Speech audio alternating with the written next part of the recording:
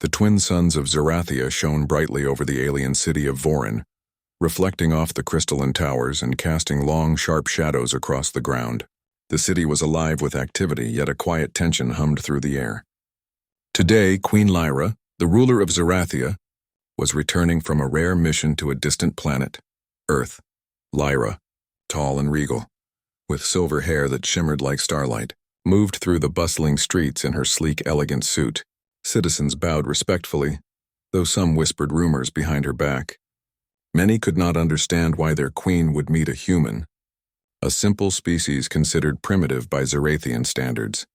She had come to Earth on a diplomatic mission, intending to observe and learn, but what she found was far more intriguing.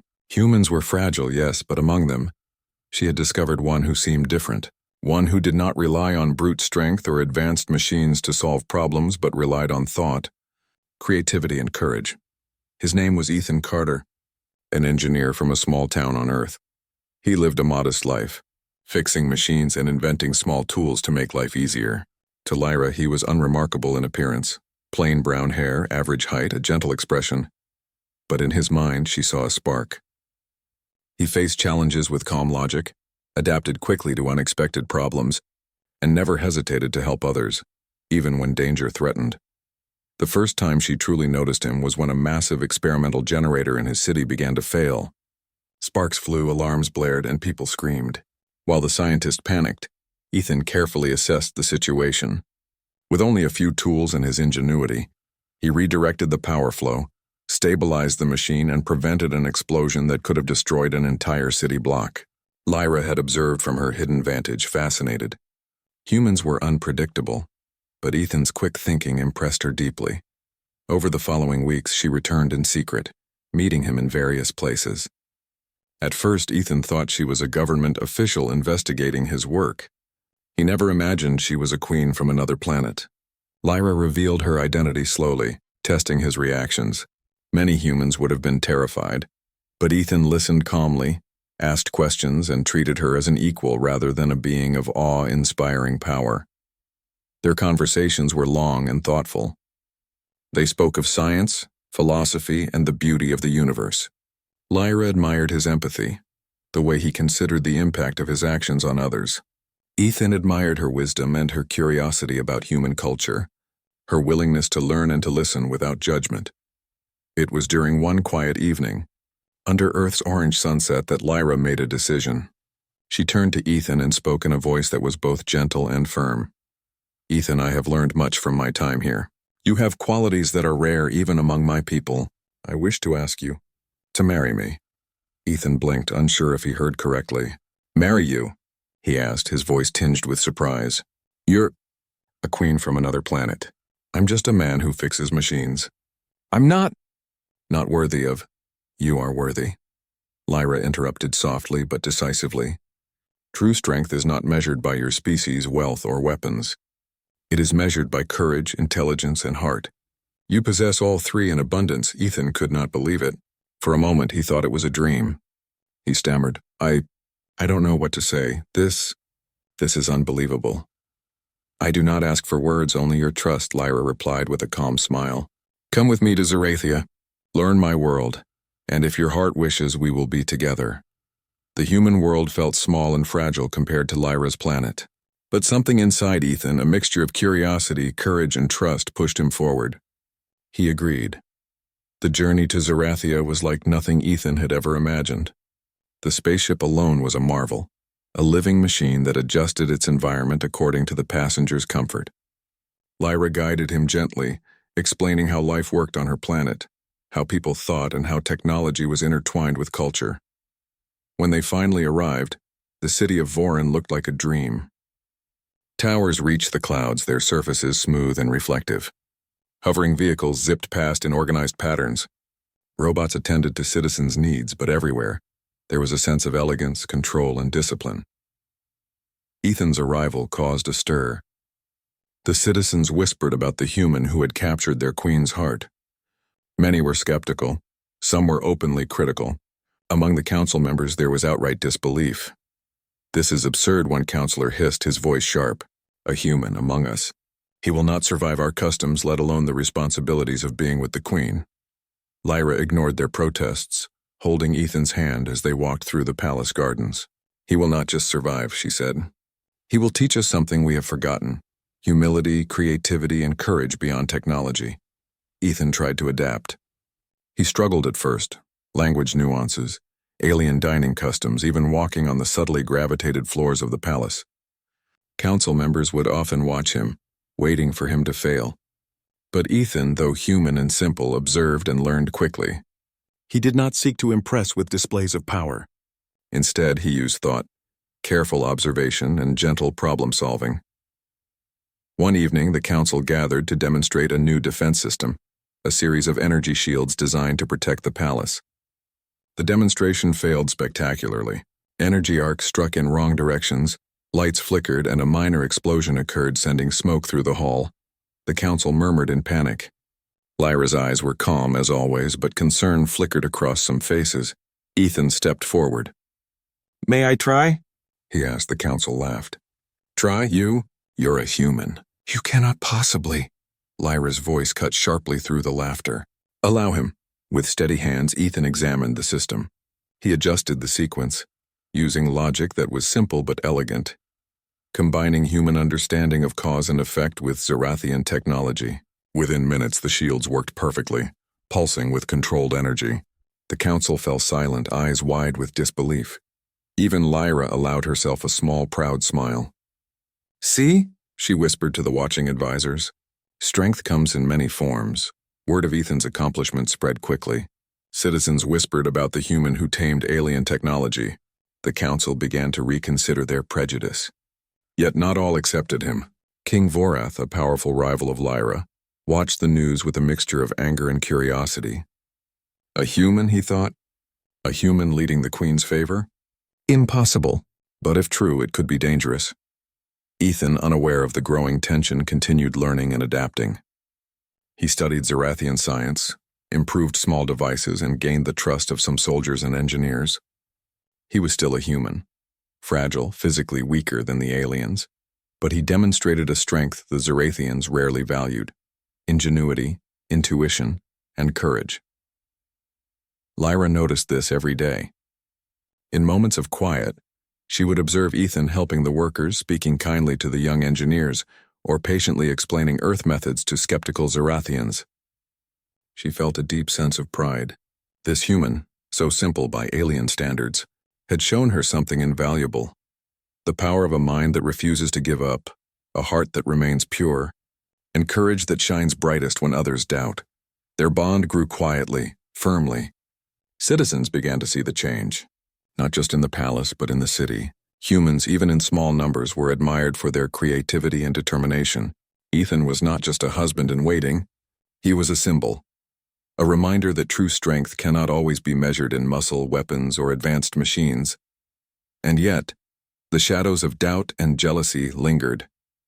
King Vorath was planning, the council remained wary, and the galaxy beyond Zarathia was vast and dangerous. No one knew what challenges awaited the human and his alien queen, but one thing was certain: Ethan's journey was just beginning. Even a simple human could change the course of a civilization. Ethan's first days on Zarathia were overwhelming. The palace was enormous, filled with corridors that seemed to stretch into infinity, shimmering floors that reflected light in confusing patterns, and floating devices that hovered silently in the air. Every corner, every wall seemed alive with technology far beyond anything on Earth. Despite the grandeur, Ethan tried to remain calm. He reminded himself that courage and patience were his strengths, qualities that had served him well on Earth, but here, surrounded by beings who were taller, stronger, and vastly more intelligent than him in every measurable way, he felt small. The Zarathian Council, still skeptical of his place beside Queen Lyra, watched his every move. Their eyes followed him as he walked through the halls, whispered comments echoing behind him. "He will never adapt," one counselor said. "A human is weak and fragile. He cannot survive here." Another added, "Even if he learns some tricks, his mind cannot match ours. The Queen is making a grave mistake." Ethan heard none of it, focused instead on observing. He studied the Zarathian ways, Their careful rituals, the patterns of their speech, the way they interacted with each other and with their advanced technology. Every small detail he noticed, every tiny pattern he memorized became a tool. Lyra, ever patient, guided him. She explained the history of Zarathia, the function of their advanced machines, and the importance of their customs. "Do not try to be like us, Ethan," she told him one evening as they walked through the glowing palace gardens. "You are human. Your strength is different. Do not hide it. Use it," Ethan tried. He struggled to understand the floating devices. Their controls and interfaces far more complex than anything he had used on Earth. Yet, he discovered something interesting. The machines were precise but predictable. They followed algorithms and patterns. A human mind capable of thinking creatively and improvising could find shortcuts and improvements that the aliens had never considered. He began experimenting quietly, adjusting minor systems, improving their efficiency. One day, a complex energy transport system failed unexpectedly. The Zarathian engineers panicked. Lights flickered and a low hum of energy escalated toward a dangerous level. Ethan, calm as always, stepped forward. He did not shout or demand attention. He simply analyzed the system, noting the points where the algorithms failed. Using a combination of Earth logic and Zarathian technology, he rerouted energy, preventing a catastrophic meltdown. The engineers stared in disbelief. Lyra smiled, though she kept her expression neutral before the council. "See," she said quietly to herself, "strength is not always obvious. Sometimes it is subtle, quiet, and human." Word of Ethan's skill spread slowly through the palace. Some younger Zarathians began to approach him, curious about his methods. They asked questions, eager to learn. Ethan welcomed them, explaining in simple words how he solved the problems. He encouraged them to think creatively, to trust their intuition, and to question assumptions. Not all were impressed. The older counselors still whispered behind closed doors, mocking his human tricks and calling him a fragile interloper. "He cannot lead," one grumbled. "He is not Zarathian. He will never survive the real world of power and war." Ethan did not argue. Instead, he focused on learning, observing, and quietly earning trust where he could. His human nature allowed him to notice details the aliens overlooked. Small flaws in defensive systems, inefficiencies in energy distribution, and potential improvements in logistics. Each discovery, each minor success increased his confidence and slowly began to change some minds. Life among the aliens was not just about learning. Ethan also encountered cultural challenges. Meals were strange mixtures of nutrients suspended in energy gels, and conversations often included subtle gestures that he could barely interpret. The palace halls were quiet at night, yet filled with soft hums and vibrations that made sleep difficult at first. Still, he adapted. Humans were resilient by nature, capable of adjusting to new environments and situations. Ethan's perseverance impressed Lyra. She often watched him at work, her eyes reflecting admiration and affection. "You are learning faster than I expected," she said one evening as they walked along the palace balcony, overlooking the glowing city. "Your mind? It is different from any I have seen, and yet it is brilliant." Ethan smiled, feeling a mixture of pride and humility. "I am just trying to do my best," he said. "I want to help, to understand, and to be worthy of your trust." "Trust is not given because of strength or status," Lyra replied. "It is earned, and you are earning it every day." As weeks passed, Ethan's presence began to influence Zarathian society in subtle ways. Soldiers who once scoffed at human weakness started to listen to him. Engineers began to incorporate his ideas into their projects. Even ordinary citizens, observing his quiet courage and problem-solving abilities, began to admire him.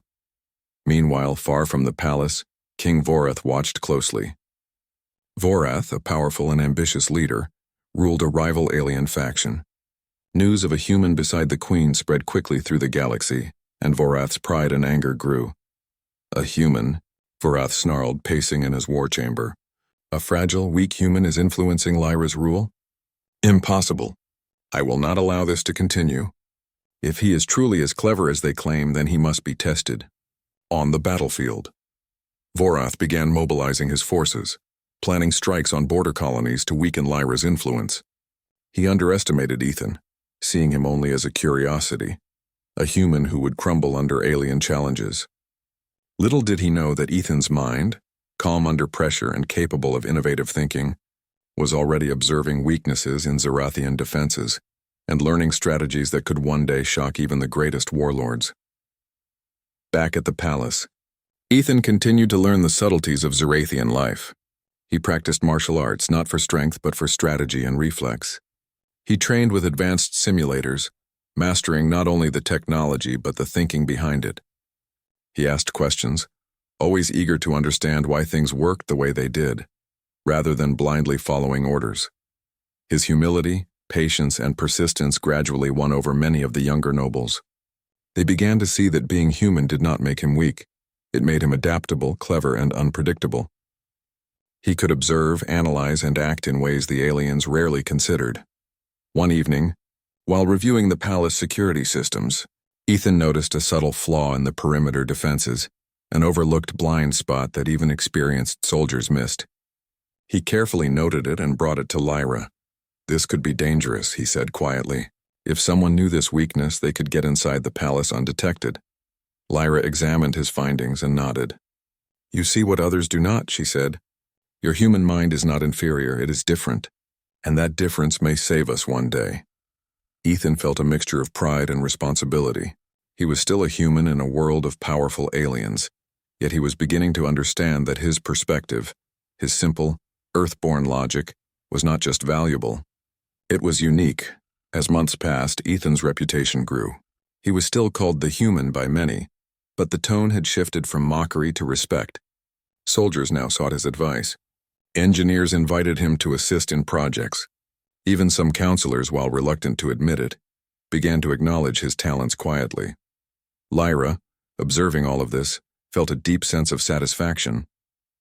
Her choice had been questioned by many, but she knew the truth. Strength was not only measured in power or technology. Courage, intelligence, creativity, and compassion were equally important. Ethan embodied all of these qualities and more. But outside the palace walls, the galaxy was not at peace. Vorath's forces continued to prepare for an attack, gathering intelligence and spreading fear.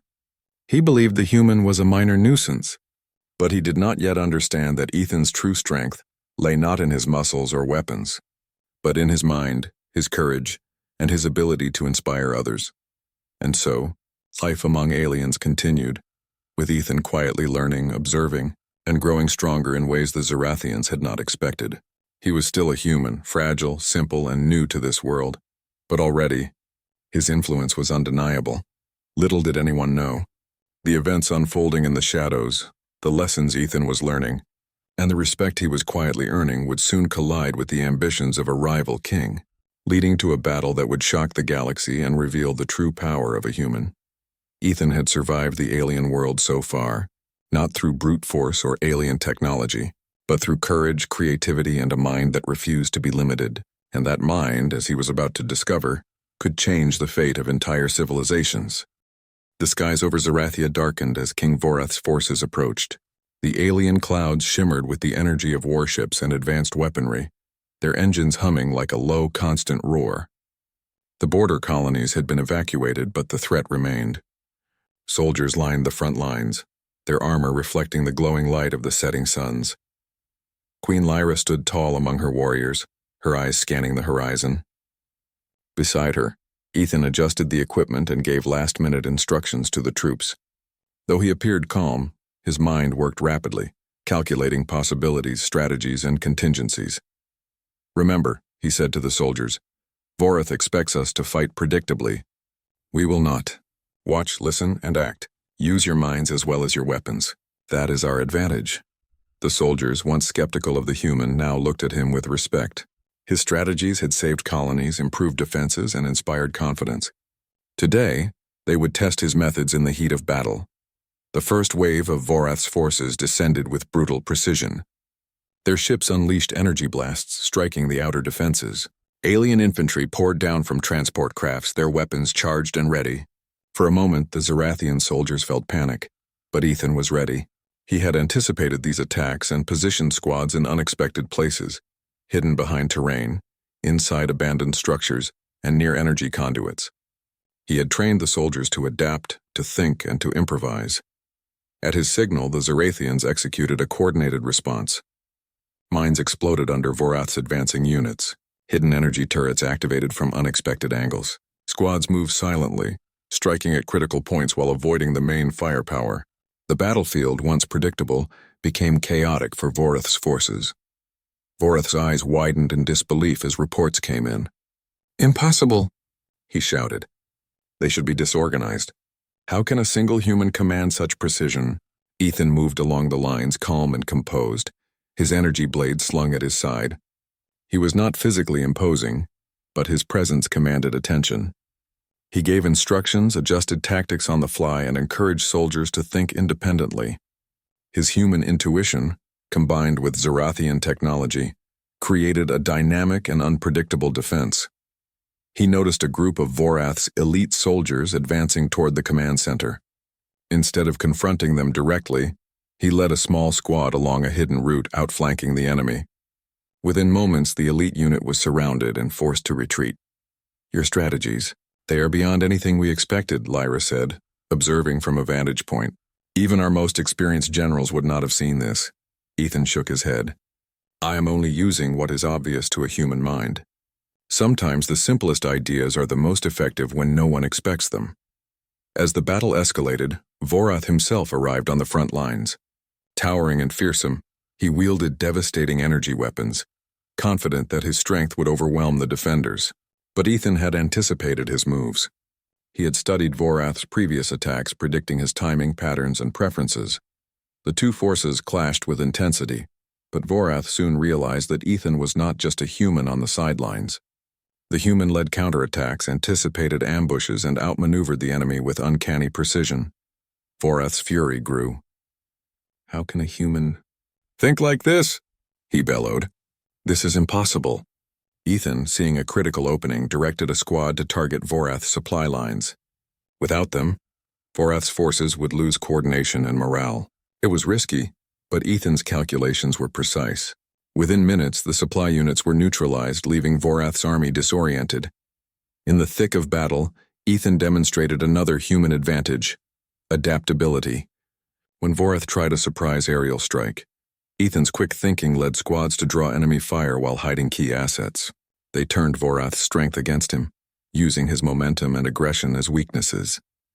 Lyra watched, amazed and proud. "He is not just surviving," she said quietly. "He is leading. He is saving lives and showing us a new kind of strength." The soldiers, inspired by Ethan's courage and clarity, fought with renewed determination. Alien technology was powerful. Yes, but it required direction, intuition, and creativity, qualities Ethan possessed in abundance. Finally, the moment came when Ethan confronted Vorath directly on the battlefield. Vorath, towering and armored, swung his energy blade with destructive force. Ethan dodged, using his agility and clever tactics to exploit Vorath's overconfidence. "Human," Vorath roared. "You think you can challenge me? You are weak." Ethan smiled calmly. "Strength is not only in size, weapons, or armor," he said.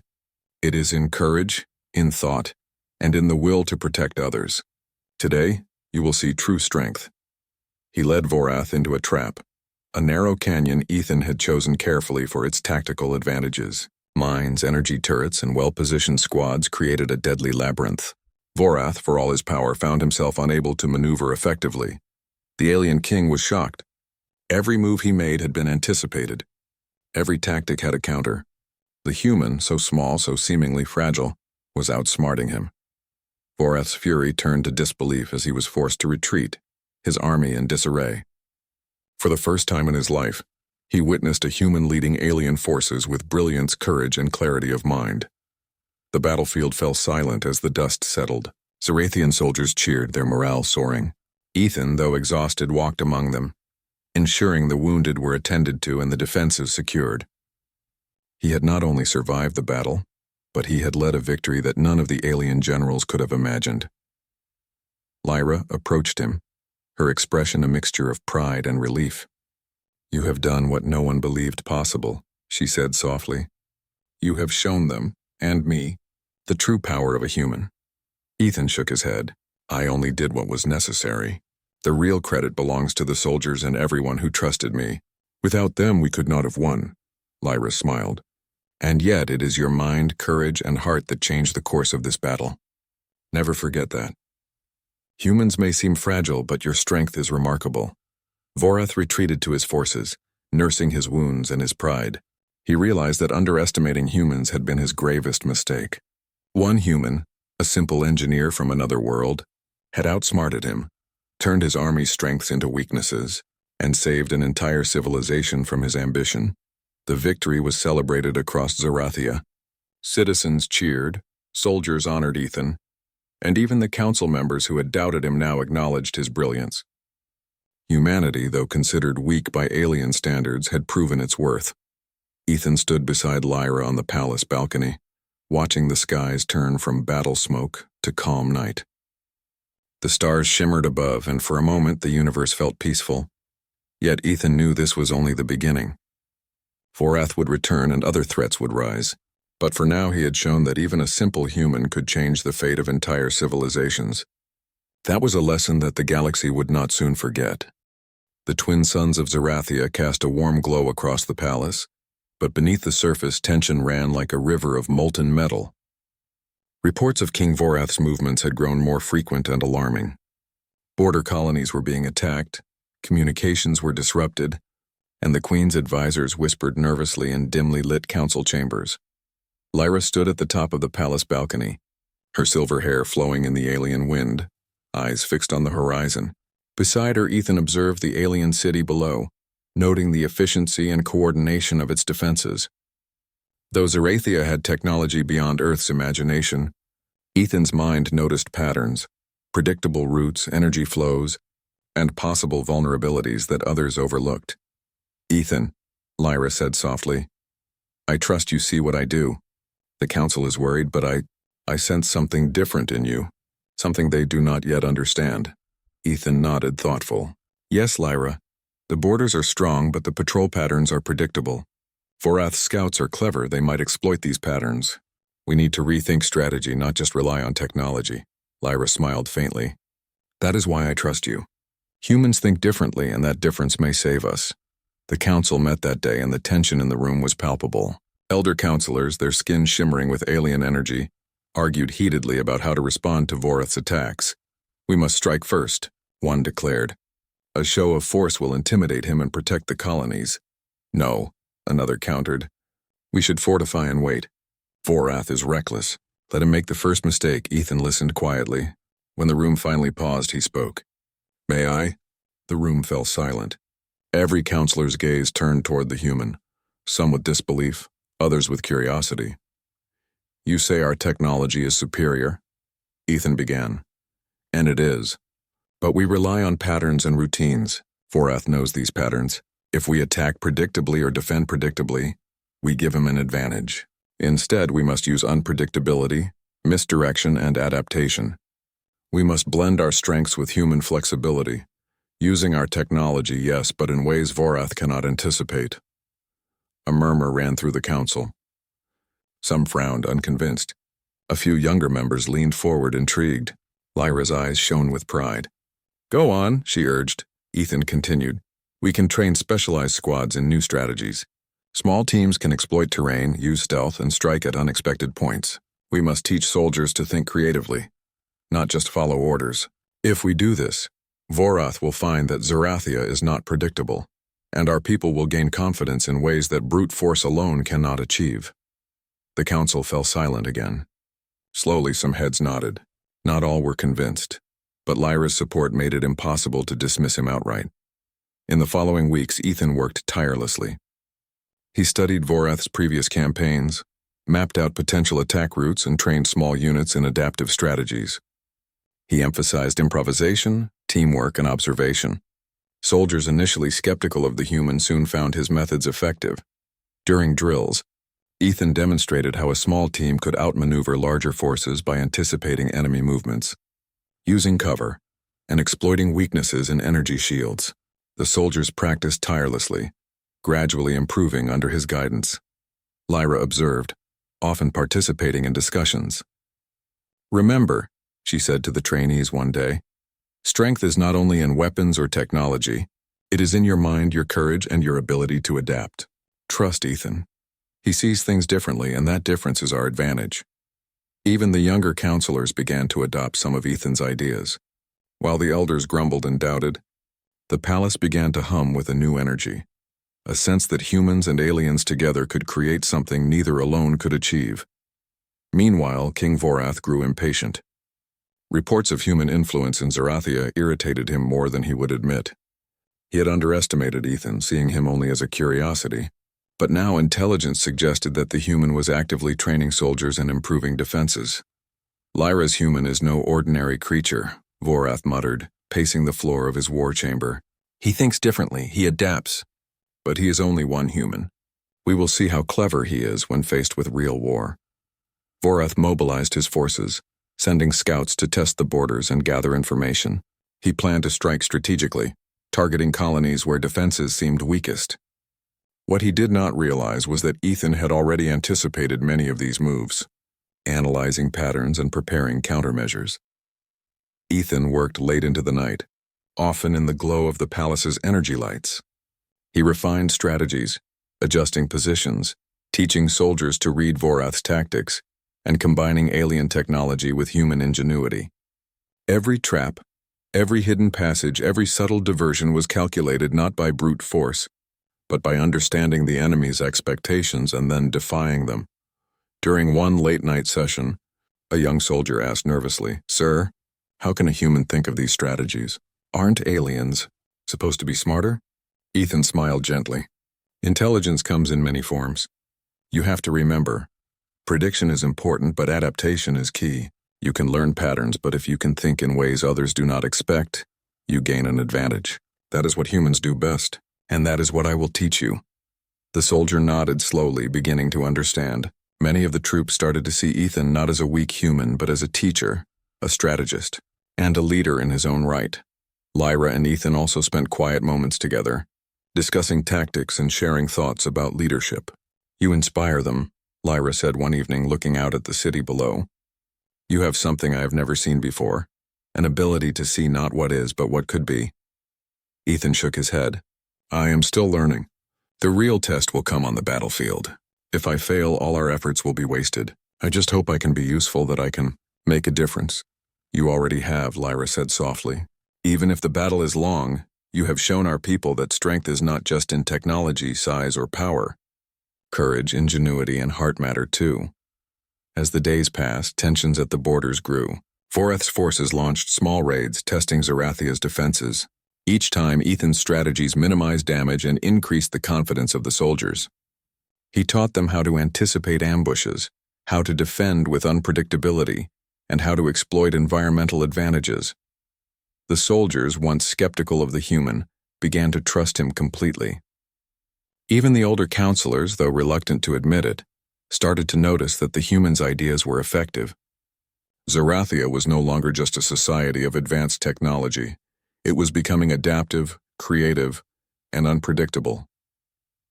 Vorath, watching from afar, began to realize that the human was not a simple creature. Reports of successful defenses, small victories, and innovations spread through his intelligence network. He clenched his fists in frustration. "This is not possible," he growled. "One human is changing the outcome of battles that should have been mine. I will crush him, and Lyra with him." But even as Vorath planned his next move, Ethan continued to prepare. His mind worked tirelessly, considering every angle, every possibility. He trained the soldiers to remain calm under pressure, to think creatively, and to rely on both their instincts and their training. Ethan's presence was changing Zarathia, not through power alone, but through leadership, intellect, and courage. The aliens were beginning to understand that humans, though fragile, possessed qualities that could rival even the most advanced warriors. And so, the stage was set. The border colonies braced for an attack, soldiers trained under the guidance of a simple human, and the Queen watched with quiet pride. A war was coming, a test of strength, strategy, and courage. And when the day arrived, no one would expect that the key to victory would be a human, underestimated by nearly everyone, whose mind and heart held the power to turn the tide of battle. Ethan had survived life among aliens, earned their trust, and begun reshaping their approach to war. Now the ultimate test loomed on the horizon. Vorath was coming, and the battlefield would reveal whether a human could truly change the fate of an entire civilization. One thing was certain: Zerathia would never be the same again. The aftermath of the battle was quiet but full of energy. Soldiers repaired damaged technology. Citizens returned to their homes. And the council held emergency sessions to review the battle's lessons. Zerathia had survived, not because of overwhelming power alone, but because a human had brought a new perspective, one that combined courage, intelligence, and adaptability. Ethan moved through the palace, helping wherever he could. He checked on soldiers, offered guidance on repairs, and spoke quietly with engineers, sharing ideas for improvements. Though still a human among aliens, he no longer felt out of place. His mind, once doubted, was now valued and respected. Lyra walked beside him in the palace gardens. "The victory was remarkable," she said. "Your strategies saved lives and changed minds. The council, the soldiers, even our citizens, they see you differently now." Ethan shook his head modestly. "I only did what I thought was best. I just followed my instincts and trusted what I know." Lyra smiled. "And that was enough. More than enough. You have proven that strength is not measured by size or technology alone. The heart, the mind, and courage, these matter as much, if not more." In the council chamber, discussions shifted. Elder counselors who had once mocked Ethan now listened to his suggestions with careful consideration. They began to integrate his ideas into defense systems, training programs, and communication protocols. One counselor admitted quietly, "I doubted him at first. I thought a human could not survive in our world. But I was wrong. His mind, his strategies, they saved us all." Another nodded. "We have learned a valuable lesson. Strength comes in many forms. We must never underestimate another species or even a human again." Outside the palace, Zerathian citizens celebrated. Stories of the human who had led the battle spread quickly. Children asked to meet him. Soldiers requested advice, and ordinary citizens whispered with admiration. Ethan's presence had become a symbol of hope, courage, and the potential of humans. Even Vorath in his distant fortress reflected bitterly on the events. He had underestimated the human, and it had cost him the battlefield. He vowed to return, but he now knew that humans could not be dismissed so easily. Ethan's influence extended beyond the battlefield. He helped design new energy systems, improved communication networks, and trained young Zerathians in creative thinking. His methods combined human intuition with alien technology, creating innovations that no alien alone could have achieved. Lyra watched him with pride. "You are not just my husband," she said one evening, "but a partner, a teacher, and a symbol of what is possible when humans and aliens work together." Ethan smiled, humbled. "I never imagined that a simple human like me could make such a difference, but I have learned that courage, creativity, and heart, these are universal. They matter in any world, on any planet." The galaxy began to take notice. Other civilizations, hearing stories of Zerathia's victory led by a human, reconsidered their views of humanity. Humans were fragile by alien standards, yes, but capable of brilliant strategy and courage beyond expectation. Zerathia entered a new era, one where humans and aliens collaborated, respected each other's strengths, and learned from their differences. Ethan had become not only a hero, but also a bridge between worlds. In the quiet moments, Ethan and Lyra reflected on their journey. They had faced doubt, skepticism, and war. They had shown that a human's courage and mind could rival even the most advanced alien civilizations. And together, they had proven that strength is not just measured in weapons, technology, or physical might, but in the spirit of those willing to think, adapt, and act for the greater good. As the twin suns rose over Zerathia, Ethan stood beside Lyra on the balcony. The city gleamed, peaceful for now. Citizens moved through the streets with confidence. Soldiers trained for the future, and Zerathia had been forever changed. Ethan looked up at the stars, feeling hope and determination.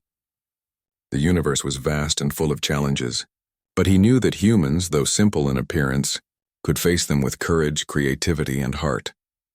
And in that moment, he understood the true power he had discovered, not just as a human, but as a force capable of inspiring civilizations and shaping the destiny of the galaxy. The universe had seen the rise of a simple human, and it would never forget him.